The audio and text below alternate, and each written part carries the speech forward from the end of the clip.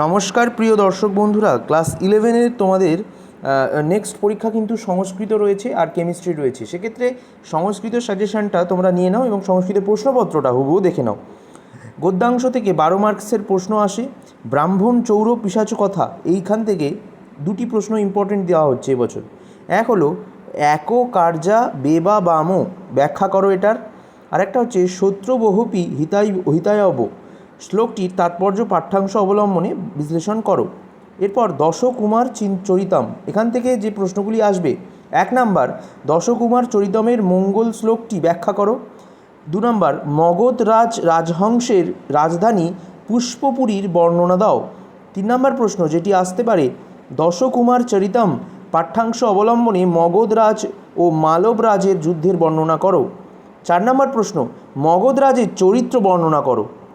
ব্যাস, এইবার পদ্যাংশ অর্থাৎ কবিতা থেকে 12 নম্বরের যে প্রশ্ন আসে, প্রথম যে অংশ সেটা হচ্ছে দশাবতার স্তোত্রম।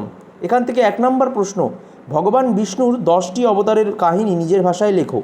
2 নম্বর প্রশ্ন কবি জয়দেবের গীত গোবিন্দম একটি ভক্তিমূলক গীতিকাব্য, এটা নিয়ে আলোচনা করো। মেঘদূতম, এই অংশ থেকে দুটি প্রশ্ন দেয়। 1 নম্বর যক্ষ মেঘকে দূত রূপে নির্বাচন করেন কেন। 2 নম্বর আসে পূর্ব মেঘের পাঠ্যাংশ অবলম্বনে বিরোহী যক্ষের পরিচয় দাও। আচ্ছা, এবার চলো দেখে নেওয়া যাক 12 নম্বর আসে নাট্যাংশ থেকে, ড্রামা থেকে। সেখানে প্রথম অংশ ভারত বিবেকম, সেখান থেকে প্রথম প্রশ্ন আসবে ভারত বিবেকম নাটকটির স্থান কাল পাত্র চিত্রণ করো। 2 নম্বর সুরেন্দ্রনাথকে তাঁর দৃষ্টিতে শ্রীরামকৃষ্ণের চরিত্র বর্ণনা করো। 3 নম্বর প্রশ্ন ভারত বিবেকম পাঠ্যাংশ অবলম্বনে শ্রীরামকৃষ্ণের মানসিক ব্যাকুলতা বর্ণনা করো। এরপর ভাব সম্প্রসারণ 4 মার্কসের আসে। প্রথম প্রশ্ন কার্মাতা হি প্রকৃতি কৃপণাস চেতনা তনা চেত নেশু, এটির ভাব সম্প্রসারণ করতে হবে। বা আরেকটা দেবে প্রীতি প্রমুখ বচনং স্বাগতং ব্যজহারো, এটার দেবে। 3 নম্বর দেবে দলিত হিরণ্য কৌশি পুতুন ভৃঙ্গম, এই 3টে ভাব সম্প্রসারণ অবশ্যই তোমরা প্র্যাকটিস করে যাবে। এরপর আসে বৈদিক ও ধ্রুপদী সংস্কৃত সাহিত্যের ইতিহাস থেকে 10 নাম্বার, যেটাকে বলা হয় history of বেদিক and classical Sanskrit literature. এখান থেকে প্রথম প্রশ্ন আসবে ভারতীয় সমাজ ও সাহিত্যে রামায়ণের প্রভাব সম্পর্কে আলোচনা করো। 2 নম্বর প্রশ্ন আসতে পারে রামায়ণ ও মহাভারতের পৌর্বাপর্য আলোচনা করো। 3 নম্বর প্রশ্ন আসতে পারে সংস্কৃত গল্প সাহিত্যে হিতোপদেশ সম্পর্কে আলোচনা করো।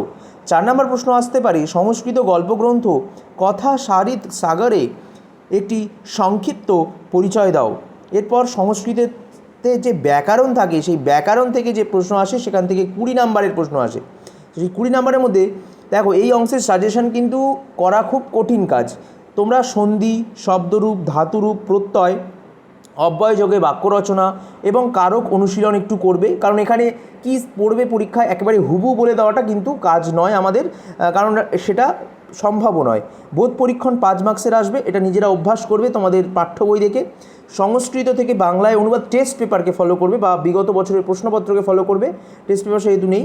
সংস্কৃত থেকে বাংলায় অনুবাদ 5 মার্কসের আসবে, এই যে সংস্কৃত এই অনুবাদটা দিয়ে দেবে, তোমাদের বাংলায় করতে হবে, ঠিক আছে।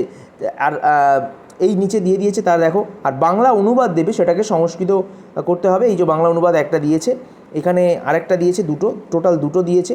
এরপর বাংলা অনুবাদ আরও দিয়েছে 3 নাম্বার, এখানে উত্তরও অলরেডি দেওয়া রয়েছে। 4 নাম্বার দেখে নাও, তোমরা স্ক্রিনশট করে নাও।